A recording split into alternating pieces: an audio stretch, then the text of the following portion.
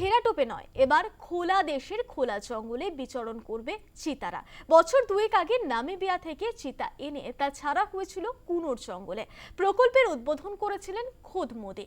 নানা চড়াই উতরাই পেরিয়ে এবার চিতা ছাড়া হবে খোলা জঙ্গলে।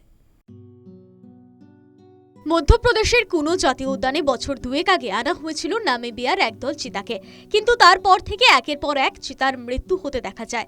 সেই সময় চিন্তায় ঘুম উড়েছিল বন দফতরের।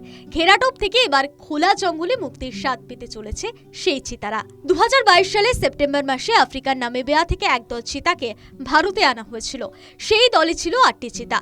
ফের 2023 সালের ফেব্রুয়ারি মাস নাগাদ আরও 12টি চিতাকে দক্ষিণ আফ্রিকা থেকে ভারতে আনা হয়। এর মধ্যে এখনো পর্যন্ত মারা গিয়েছে 7টি চিতা। গত বছরের জুলাইতেও সেপ্টিসেমিয়ার কারণে 3টি পূর্ণবয়স্ক চিতার মৃত্যু হয়েছে। জানা গিয়েছে কুনোতে এখন সব মিলিয়ে 25টি চিতা রয়েছে, যার মধ্যে 12টি প্রাপ্তবয়স্ক এবং 12টি শাবক, যাদের জন্ম ভারতেই। মা সহ চিতার শাবকগুলিকে এবার খোলা জঙ্গলে ছাড়া হবে চলতি বছরের ডিসেম্বর মাসে।